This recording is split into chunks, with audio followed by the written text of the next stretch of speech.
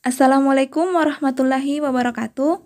Kami dari kelompok 3 akan memaparkan materi tentang kecelakaan kerja sebagai tugas mata kuliah Kesehatan dan Keselamatan Kerja Pesisir dan Kepulauan. Latar belakang dari penjelasan kecelakaan kerja ini adalah perkembangan industri di Indonesia saat ini semakin maju, tetapi perkembangan itu belum diimbangi dengan kesadaran untuk memahami dan melaksanakan keselamatan kerja secara benar, supaya untuk mencegah kecelakaan yang sering terjadi di tempat kerja belum dilakukan dengan baik. Pencegahan kecelakaan dapat dipelajari dari kecelakaan itu sendiri dan kecelakaan yang hampir terjadi. Dengan menginvestigasi setiap kejadian, kita bisa mengetahui penyebab kecelakaan dan dapat menentukan langkah untuk mencegahannya atau memperkecil kemungkinan terjadinya kecelakaan. Pengertian kecelakaan kerja. Pengertian kecelakaan kerja terdiri dari 3, yaitu yang pertama, dalam Peraturan Menteri Tenaga Kerja atau Permenaker Nomor 3 Menteri 1998 berisi tentang kecelakaan kerja adalah suatu kejadian yang tidak dikehendaki dan tidak diduga semula yang dapat menimbulkan korban jiwa dan harta benda. Yang kedua, Undang-Undang Nomor 1 Tahun 1970 tentang Keselamatan Kerja, di mana berisi kecelakaan kerja adalah suatu kejadian yang tidak diduga semula dan tidak dikehendaki yang mengacaukan proses yang telah diatur dari suatu aktivitas dan dapat menimbulkan kerugian baik korban manusia maupun harta benda.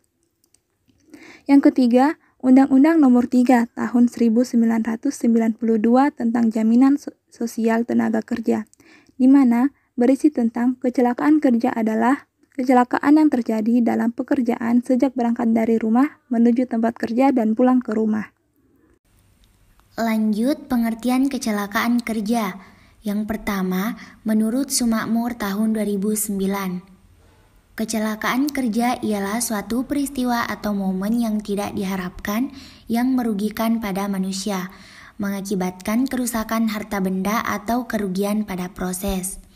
Yang kedua, menurut Heinrich tahun 1980, kecelakaan kerja atau kecelakaan karena kerja ialah suatu peristiwa yang tidak terencana serta tidak terkendali. Akibatnya karena suatu aksi atau reaksi suatu objek, bahan, orang atau radiasi yang menyebabkan cedera atau peluang karena lainnya. Yang ketiga, menurut Chandra tahun 2008, kecelakaan kerja ialah suatu kecelakaan yang berlangsung saat seseorang lakukan pekerjaan. Kecelakaan kerja adalah momen yang tidak direncanakan yang dikarenakan oleh suatu aksi yang tidak waspada atau suatu kondisi yang tidak aman atau keduanya. Dan yang terakhir, menurut Res tahun 2009, kecelakaan kerja adalah hasil langsung dari tindakan tidak aman serta kondisi tidak aman yang kedua-duanya bisa dikendalikan oleh manajemen. Aksi tidak aman serta kondisi tidak aman dikatakan sebagai pemicu langsung kecelakaan sebab keduanya ialah pemicu yang pasti atau real serta dengan cara langsung ikut serta saat kecelakaan berlangsung. Jenis-jenis kecelakaan kerja.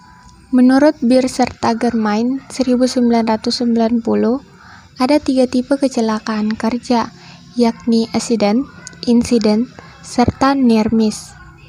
Accident yaitu peristiwa yang tidak diharapkan yang memunculkan kerugian baik buat manusia ataupun pada harta benda. Contohnya seperti cedera pada manusia, kerusakan barang, dan pencemaran lingkungan. Insiden yaitu peristiwa yang tidak diharapkan yang belum memunculkan kerugian, yang bila mana pada saat itu sedikit saja ada perubahan maka dapat mengakibatkan terjadinya accident. Near miss yaitu peristiwa hampir kecelakaan, dalam kata lainnya peristiwa ini hampir memunculkan peristiwa accident atau insiden. Berdasarkan pada tempat serta waktu, kecelakaan kerja dibagi menjadi 4 tipe menurut Serdamayanti 2011, yakni pertama kecelakaan kerja karena langsung kerja, biasanya terjadi di lapangan.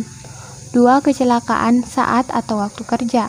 seperti cedera otot, luka gores tertimpa objek, dan menghirup gas beracun.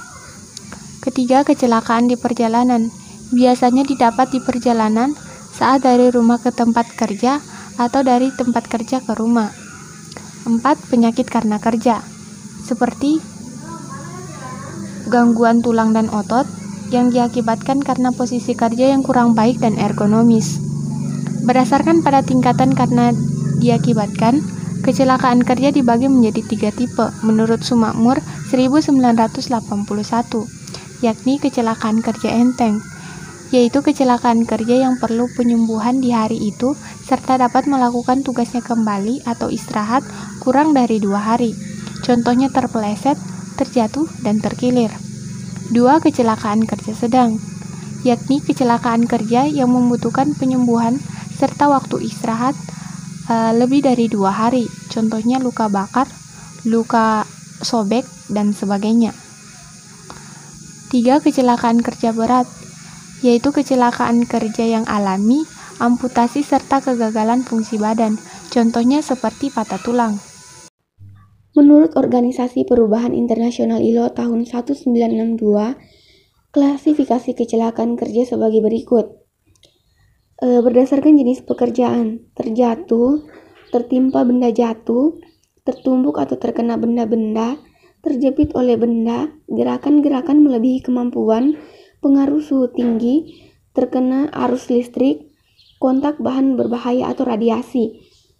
Selanjutnya berdasarkan penyebab: 1. Mesin, 2. Alat angkut dan angkat, 3. Peralatan lain misalnya dapur, pembakar dan pemanas, 4. Bahan-bahan, zat-zat dan radiasi, 5. Lingkungan kerja, yang disebabkan di luar bangunan, di dalam bangunan, dan di bawah tanah. Selanjutnya berdasarkan sifat luka atau kelainan. Yang pertama, luka di permukaan, kedua, gegar dan remuk, 3. Luka bakar, keempat, keracunan mendadak, kelima, pengaruh radiasi, keenam, patah tulang, ketujuh, diskolasi, kedelapan, regang otot, 9. Memar dan luka dalam yang lainnya atau amputasi. Selanjutnya berdasarkan letak kelainan atau luka di tubuh. 1. Kepala, 2. Leher, 3. Badan, 4. Anggota atas, kelima, anggota bawah. Di sini kita dapat melihat kecelakaan di tempat kerja. Gambar pertama yaitu tergiling alat, gambar kedua terjepit alat, gambar ketiga tertimpa barang, gambar keempat terjatuh, gambar kelima yaitu terkilir, dan gambar keenam korban kecelakaan kerja. Ya baik, selanjutnya sebab-sebab kecelakaan kerja. Yang pertama yaitu faktor manusia: umur, tingkat pendidikan, pengalaman kerja. Yang kedua yaitu faktor pekerjaan, contohnya giliran kerja atau shift, jenis atau unit pekerjaan. Yang ketiga itu faktor lingkungan fisik, contohnya pencahayaan, kebisingan, faktor kimia, faktor lingkungan biologi. Selanjutnya faktor-faktor terjadinya kecelakaan kerja. Kecelakaan kerja yang terjadi menurut Sumakmur tahun 2009 disebabkan oleh 2 faktor, yaitu yang pertama faktor manusia. Di sini faktor manusia itu sendiri yang merupakan penyebab kecelakaan meliputi aturan kerja, kemampuan pekerja atau usia masa kerja, pengalaman, kurangnya kecakapan dan lambatnya mengambil keputusan. Disiplin kerja, perbuatan-perbuatan yang mendatangkan kecelakaan, ketidakcocokan fisik dan mental. Yang kedua yaitu faktor mekanik dan lingkungan. Faktor mekanik dan lingkungan: letak mesin tidak dilengkapi dengan alat pelindung tidak pakai, alat kerja yang telah rusak. Menurut Ramli 2010, berdasarkan hasil statistik, penyebab kecelakaan kerja 85% disebabkan tindakan yang berbahaya atau unsafe act, dan 15% disebabkan oleh kondisi yang berbahaya atau unsafe condition. Penjelasan kedua penyebab kecelakaan kerja tersebut adalah sebagai berikut. Yang pertama, kondisi yang berbahaya atau unsafe condition. Selanjutnya yaitu menurut Ridley tahun 2008, penyebab terjadinya kecelakaan kerja meliputi sebagai berikut. Yang pertama yaitu situasi kerja. Antara lain, pengendalian manajemen yang kurang, standar kerja yang minim, tidak memenuhi standar, perlengkapan yang gagal atau tempat kerja yang tidak mencukupi. Yang kedua yaitu kesalahan orang, antara lain keterampilan dan pengetahuan yang minim, masalah fisik atau mental, motivasi yang minim, atau salah penempatan dan perhatian yang kurang. Selanjutnya yaitu tindakan tidak aman, antara lain tidak mengikuti metode kerja yang telah disetujui, mengambil jalan pintas, menyingkirkan atau tidak menggunakan perlengkapan keselamatan kerja. Dan yang terakhir yaitu kecelakaan, antara lain kejadian yang tidak terduga akibat kontak dengan mesin atau listrik yang berbahaya, terjatuh, dan terhantam mesin atau material yang jatuh dan sebagainya. Selanjutnya, menurut Rahmawati 2008, kecelakaan kerja juga bisa disebabkan oleh beberapa faktor sebagai berikut. Yang pertama, faktor fisik yang meliputi penerangan, suhu udara, kelembaban, cepat rambat udara, suara, vibrasi mekanis, radiasi, tekanan udara, dan lain-lain. Yang kedua, faktor kimia, yaitu berupa gas, uap, debu, kabut, awan, cairan, dan benda-benda padat. Yang ketiga, faktor fisiologis seperti konstruksi mesin, sikap, dan cara kerja. Yang keempat, faktor biologi, baik dari golongan hewan maupun dari tumbuh-tumbuhan. Dan yang kelima, faktor mental psikologis, yaitu susunan kerja, hubungan di antara pekerja atau dengan pengusaha, pemeliharaan kerja, dan sebagainya. Selanjutnya, faktor penyebab kecelakaan kerja dapat dikelompokkan menjadi yang pertama sebab dasar atau asal mula. Nah, sebab dasar di sini maksudnya sebab atau faktor yang mendasari secara umum terhadap kejadian kecelakaan, misalnya ketidakharmonisan dalam bekerja atau adanya kesenjangan atau perselisihan antara pekerja yang satu dengan pekerja yang lainnya. Yang kedua, sebab utama. Ini disebabkan adanya faktor dan persyaratan yang belum dilaksanakan. Sebab utama terbagi menjadi yang pertama kondisi tidak aman atau unsafe condition, yaitu kondisi tidak aman dari mesin, peralatan, pesawat, bahan, lingkungan, proses, sehat pekerjaan, dan cara kerjanya. Yang selanjutnya perbuatan tidak aman atau unsafe action, yaitu perbuatan berbahaya dari manusia yang dalam beberapa hal dapat dilatar belakangi antara lain oleh faktor-faktor kurangnya pengetahuan, keterampilan, cacat tubuh yang tidak kentara, ketelitian, dan kelesuhan sikap dan tingkah laku yang tidak aman. Dari penyelidikan, ternyata faktor manusia dalam timbulnya kecelakaan sangat penting. Selain ditemui dari hasil dari penelitian bahwa 80% sampai 85% kecelakaan disebabkan oleh kelalaian atau kesalahan manusia. Bahkan ada suatu pendapat bahwa akhirnya langsung atau tidak langsung semua kecelakaan adalah dikarenakan faktor manusia. Kecelakaan kerja karena faktor manusia. Hasil penelitian bahwa 80-85% kecelakaan disebabkan oleh faktor manusia. Unsur-unsur tersebut menurut buku Management Losses bab 2 tentang The Causes and Effects of Loss, antara lain itu yang pertama, ketidakseimbangan fisik atau kemampuan fisik tenaga kerja, antara lain meliputi tidak sesuai berat badan, kekuatan dan jangkauan, posisi tubuh yang menyebabkan lebih lemah, kepekaan tubuh, kepekaan panca indera terhadap bunyi, serta cacat fisik atau cacat sementara.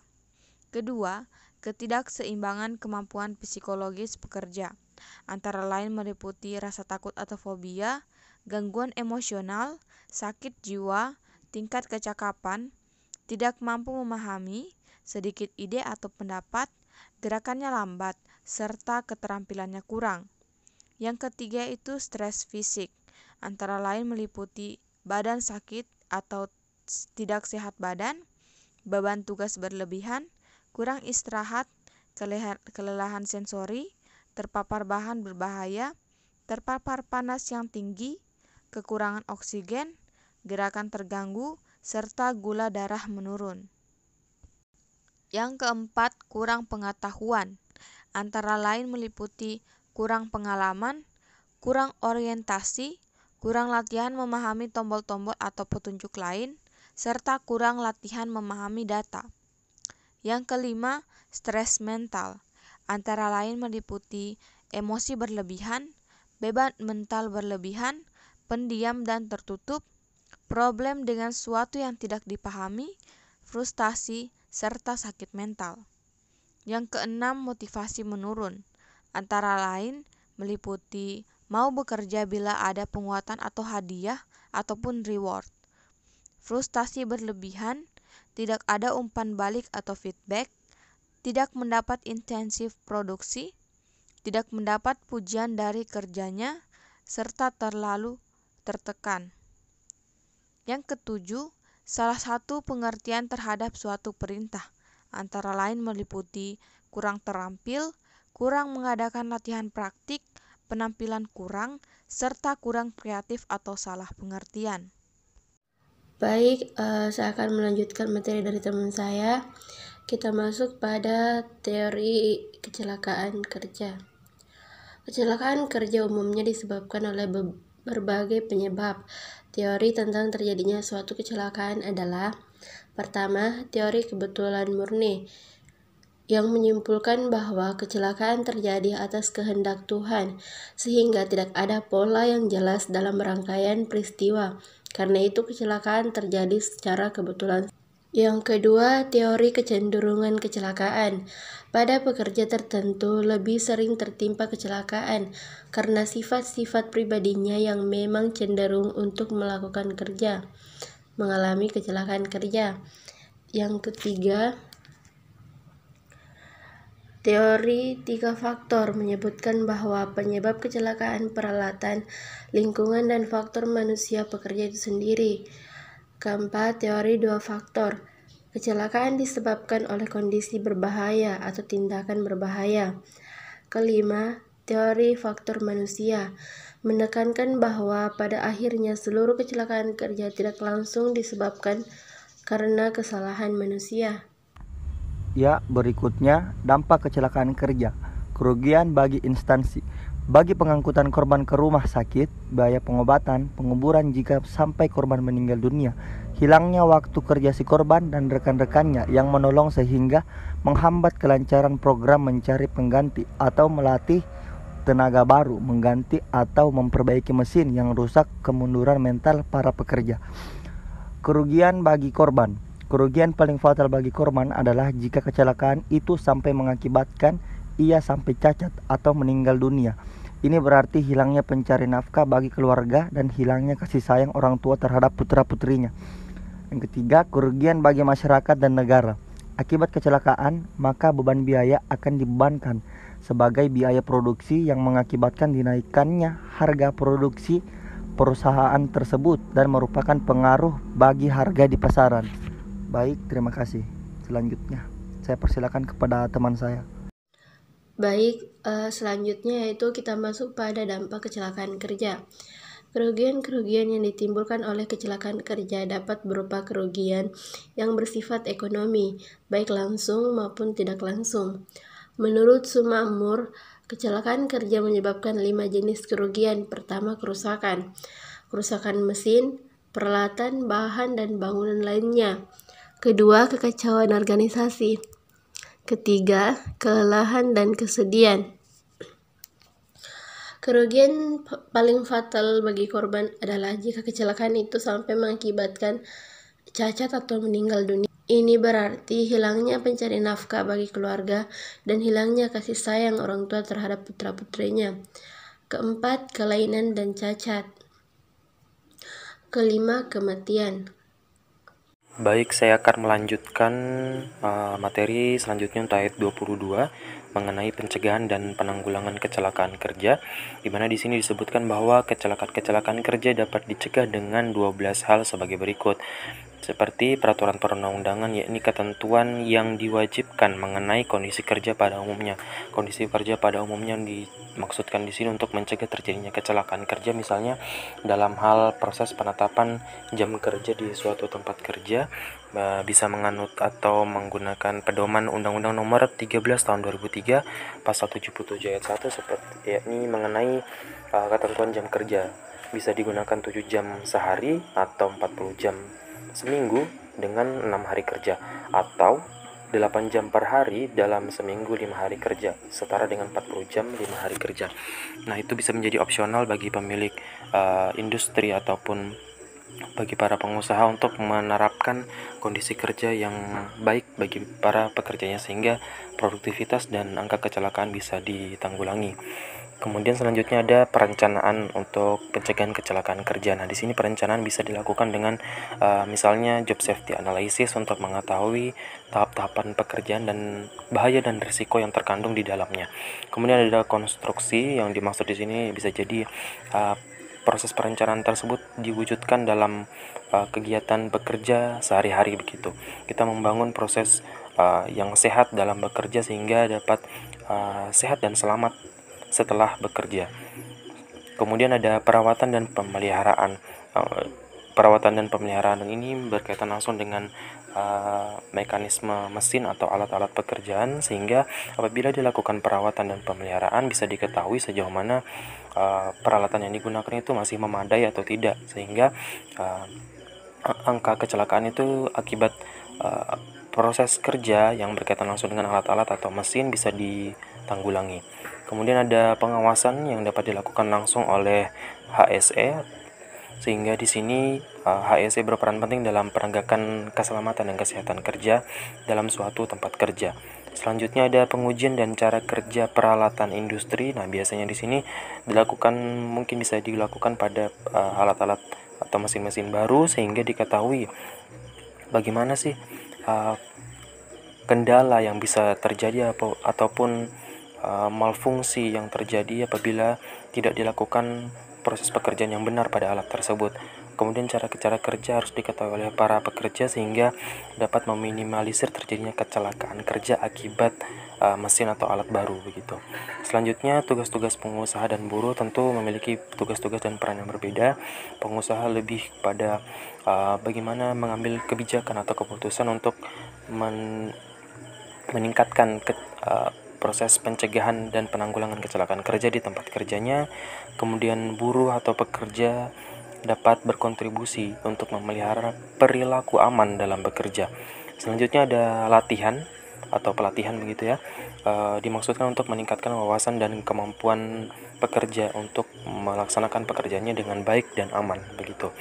Kemudian ada supervisi medis. Supervisi di sini bisa dikatakan pengamatan secara langsung berkaitan langsung dengan medis atau kondisi kesehatan pekerja. Bisa jadi dilaksanakan sebelum pekerja itu melaksanakan pekerjaannya dan sebagainya. Kemudian ada juga P3K dan pemeriksaan kesehatan. Nah, P3K di sini biasanya digunakan untuk pertolongan pertama pada kecelakaan. Nah, komponen-komponen dalam P3K atau first aid ini pasti sudah umum diketahui, sehingga perlu ditingkatkan apabila terjadi kecelakaan kerja. Nah, kemudian ada juga pemeriksaan kesehatan. Yang dimaksud di sini adalah pemeriksaan khusus maupun berkala. Biasanya kalau misalnya terjadi wabah di suatu industri atau tempat kerja, bisa dilakukan pemeriksaan kesehatan secara khusus untuk menyelidiki dan juga melakukan tracing terhadap infeksi atau penyakit yang mewabah di industri tersebut. Demikian. Saya akan melanjutkan pemaparan materi dari teman saya. Di sini saya akan menjelaskan mengenai pencegahan kecelakaan kerja. Nah, terdapat 5 bentuk pencegahan kecelakaan kerja yang dapat dilakukan. Yang pertama yakni pengamatan risiko bahaya di tempat kerja. Yang kedua, pelaksanaan standar operasional prosedur secara benar di tempat kerja. Yang ketiga, pengendalian faktor bahaya di tempat kerja. Yang keempat, peningkatan pengetahuan tenaga kerja terhadap keselamatan kerja. Dan yang kelima, pemasangan peringatan bahaya kecelakaan di tempat kerja. Nah, untuk yang pertama, pengamatan risiko bahaya di tempat kerja. Ini merupakan basis informasi yang berhubungan dengan banyaknya dan tingkat jenis kecelakaan yang terjadi di tempat kerja. Ada dua tipe data untuk mengamati risiko bahaya di tempat kerja. Yang pertama, pengukuran risiko kecelakaan, yaitu mengkalkulasi frekuensi kecelakaan dan mencatat tingkat jenis kecelakaan yang terjadi sehingga dapat mengetahui hari kerja yang hilang atau kejadian fatal pada setiap pekerja. Yang kedua, penilaian risiko bahaya, yaitu mengidentifikasikan sumber pencemaran, faktor bahaya yang menyebabkan kecelakaan, tingkat kerusakan, dan kecelakaan yang terjadi. Kemudian yang kedua, pelaksanaan standar operasional prosedur secara benar di tempat kerja. Ini merupakan pedoman kerja yang harus dipatuhi dan dilakukan dengan benar dan berurutan sesuai instruksi yang tercantum dalam SOP. Perlakuan yang tidak benar dapat menyebabkan kegagalan proses produksi, kerusakan peralatan, dan kecelakaan. Yang ketiga, pengendalian faktor bahaya di tempat kerja. Pengendalian tersebut dapat dilakukan dengan yang pertama, eliminasi dan substitusi, yaitu mengurangi pencemaran atau risiko bahaya yang terjadi akibat proses produksi, mengganti bahan berbahaya yang digunakan dalam proses produksi dengan bahan yang kurang berbahaya. Yang kedua, engineering control, yaitu memisahkan pekerja dengan faktor bahaya yang ada di tempat kerja, membuat peredam untuk mengisolasi mesin supaya tingkat kebisingannya berkurang, memasang pagar pengaman mesin agar pekerja tidak kontak langsung dengan mesin, pemasangan ventilasi, dan lain-lain. Yang ketiga, administrative control, yaitu pengaturan secara administratif untuk melindungi pekerja. Misalnya, penempatan pekerja sesuai dengan kemampuan dan keahliannya, pengaturan shift kerja, penyediaan alat perlindungan diri yang sesuai, dan lain-lain. Kemudian yang keempat, peningkatan pengetahuan tenaga kerja terhadap keselamatan kerja. Peningkatan pengetahuan tenaga kerja ini dapat dilakukan dengan memberikan pelatihan keselamatan dan kesehatan kerja pada awal bekerja dan secara berkala untuk penyegaran dan peningkatan wawasan. Pelatihan ini dapat membantu tenaga kerja untuk melindungi dirinya sendiri dari faktor yang ada di tempat kerjanya. Kemudian yang kelima, pemasangan peringatan bahaya kecelakaan di tempat kerja. Nah, ada banyak sekali faktor bahaya yang ditemui di tempat kerja. Pada kondisi tertentu, tenaga kerja atau pengunjung tidak menyadari adanya faktor bahaya yang ada di tempat kerja. Untuk menghindari terjadinya kecelakaan, maka perlu dipasang rambu-rambu peringatan berupa papan peringatan, poster, batas area aman, dan lain sebagainya. Nah, selain upaya pencegahan, juga perlu disediakan sarana untuk menanggulangi kecelakaan yang terjadi di tempat kerja, yaitu yang pertama, penyediaan P3K. Yang kedua, penyediaan peralatan dan perlengkapan tanggap darurat. Nah, kecelakaan kerja yang terjadi di tempat kerja terkadang tanpa kita sadari, seperti terkena bahan kimia yang bersifat korosif yang dapat menyebabkan iritasi pada kulit atau mata, atau terjadinya kebakaran. Nah, untuk menanggulangi keadaan tersebut, perencanaan dan penyediaan peralatan atau perlengkapan tanggap darurat di tempat kerja sangat diperlukan, seperti pemadam kebakaran. Nah, selain itu, penanggulangan kecelakaan kerja dapat dilihat dari faktor berikut. Nah, yang pertama, penelitian risiko merupakan suatu proses untuk menentukan pengendalian terhadap tingkat risiko kecelakaan ataupun penyakit akibat kerja yang ditimbulkan oleh lingkungan kerja ataupun pekerjaan.